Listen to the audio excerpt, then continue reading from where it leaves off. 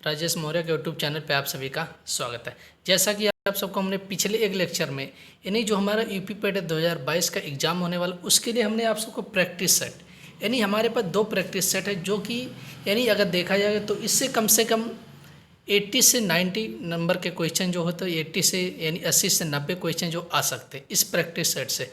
पिछली बार 2021 में देखा जाएगा तो उससे काफ़ी महत्वपूर्ण क्वेश्चन लगभग 80 से 90 क्वेश्चन यानी सेम टू सेम क्वेश्चन यहाँ से फंसे थे। तो आप सभी लोगों को हम बता देते हैं, जो भी छात्र हमारे इस यूट्यूब चैनल को देख रहे हैं आप इस वीडियो को ज़्यादा से ज़्यादा शेयर करिए।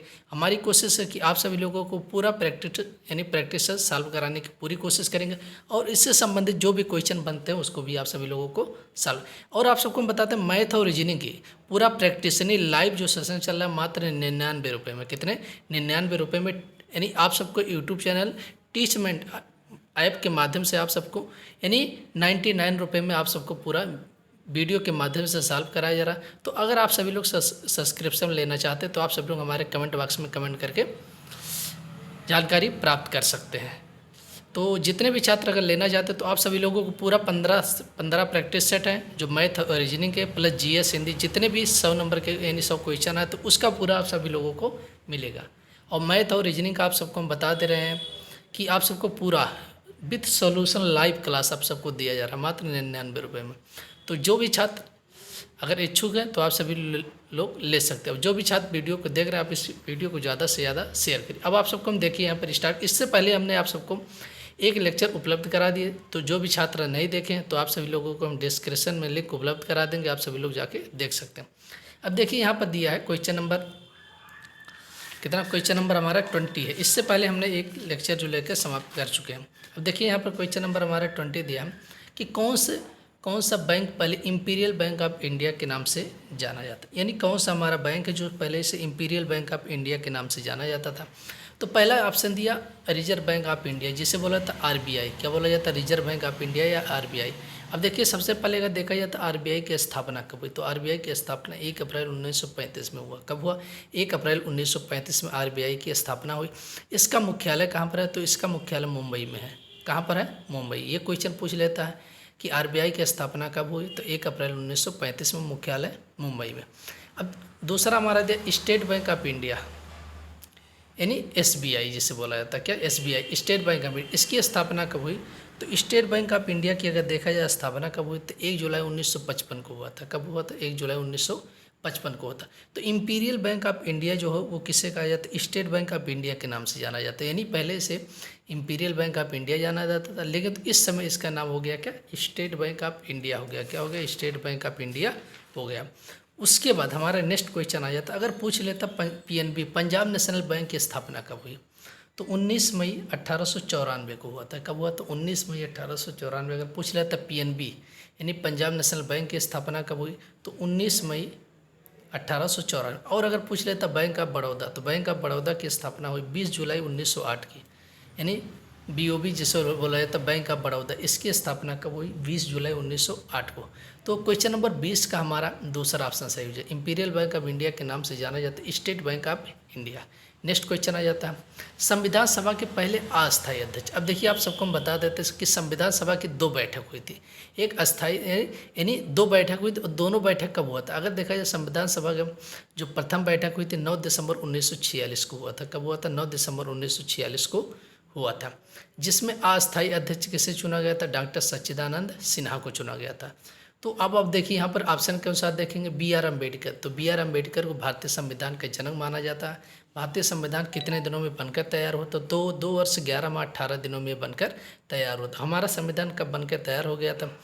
तो हमारा संविधान जो बनकर तैयार हो गया था 26 नवंबर 1949 को। कब? 26 नवंबर 1949 को। और कब लागू हुआ था? तो 26 जनवरी 1950 को लागू। यानी संविधान कब बनकर तैयार हुआ था? तो 26 नवंबर 1949 को। और कब ये लागू किया है? तो 26 जनवरी 1950 को हमारा संविधान लागू हुआ था। और कितने वर्षों में कितने दिनों में बनकर तैयार हुआ? 2 वर्ष 11 माह 18 दिन में बनकर तैयार हुआ था। अब देखिए जवाहरलाल नेहरू, अगर पूछा जाए भारत के प्रथम प्रधानमंत्री कौन थे, तो पंडित जवाहरलाल नेहरू थे। भारत के फर्स्ट यानी प्राइम मिनिस्टर कौन थे, तो पंडित जवाहरलाल नेहरू थे। डॉक्टर राजेंद्र प्रसाद, भारत के प्रथम राष्ट्रपति अगर पूछ लेगा तो डॉक्टर राजेंद्र प्रसाद थे। और संविधान सभा की जो यानी प्रथम बैठक 9 दिसंबर 1946 को हुई थी, जिसमें डॉक्टर सच्चिदानंद सिन्हा को अस्थायी अध्यक्ष चुना। उसके बाद 11 दिसंबर 1946 को दूसरी बैठक हुई थी, जिसमें डॉक्टर राजेंद्र प्रसाद को अस्थायी अध्यक्ष चुना गया। किसे? डॉक्टर राजेंद्र प्रसाद को अस्थायी अध्यक्ष चुना गया। ये क्वेश्चन आ जाता है। अब नेक्स्ट क्वेश्चन हमारा आ जाता है कि भारतीय संविधान के निम्न में से किस भाग में मौलिक अधिकारों का वर्णन है? यानी जो भारतीय संविधान उसके किस भाग में मौलिक अधिकारों का वर्णन है? अगर पूछ रहे तो देखिए, भारतीय संविधान के अनुच्छेद 12 से 35 के अंतर्गत 6 मूल अधिकारों का उल्लेख है। यानी जो हमारा भारतीय संविधान है उसके अनुच्छेद 12 से 35 के बीच में एक मतलब आप सबको एडिशनल क्वेश्चन बता दे रहे हैं कि अनुच्छेद 12 से 35 के अंतर्गत 6 मूल अधिकार हैं। कितने? 6 मूल अधिकार हैं। ये जो हमारे मौलिक अधिकार अगर देखा जाए, जो इसमें मौलिक अधिकार भाग 3 में सम्मिलित किया गया। ये मौलिक अधिकार जो होता है यानी भारतीय संविधान के मौलिक अधिकार किस भाग में सम्मिलित किए? तो भाग 3 में सम्मिलित। तो क्वेश्चन नंबर 22 का हमारा दूसरा ऑप्शन अगर पूछ लेता भारतीय संविधान के अनुच्छेद 12 से 35 के अंतर्गत कितने मौलिक अधिकार हैं? तो 6 मौलिक अधिकार हैं। ठीक है। क्वेश्चन नंबर 23 हमारा जाता है। नेक्स्ट क्वेश्चन, भारत के संविधान में निम्नलिखित में से कौन सा अनुच्छेद समान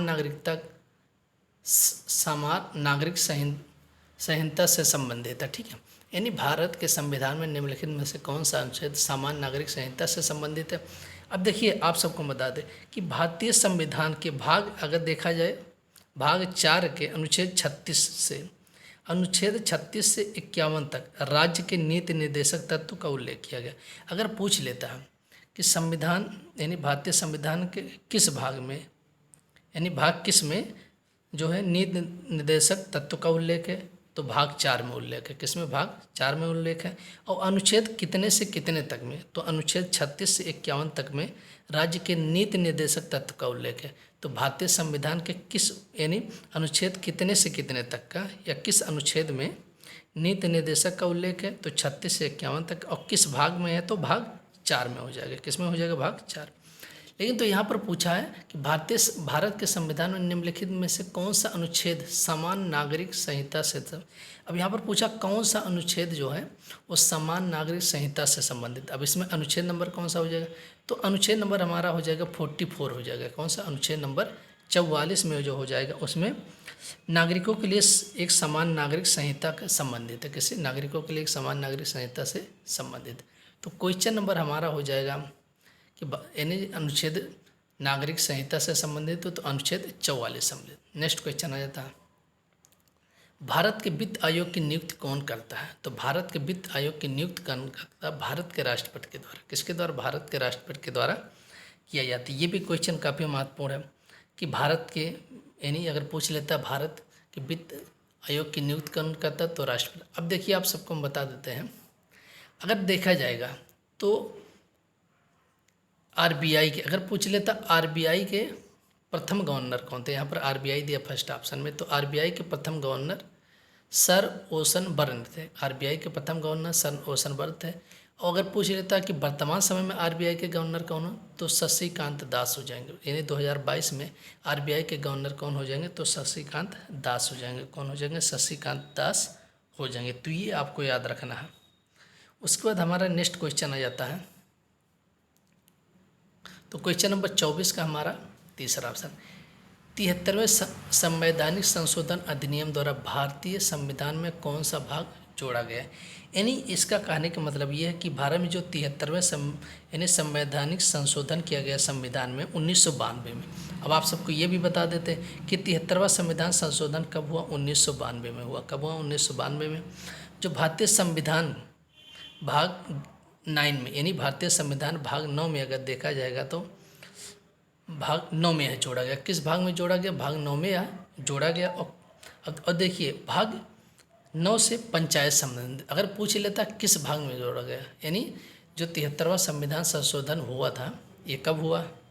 तो 1992 में हुआ। ठीक है, 1992 में हुआ।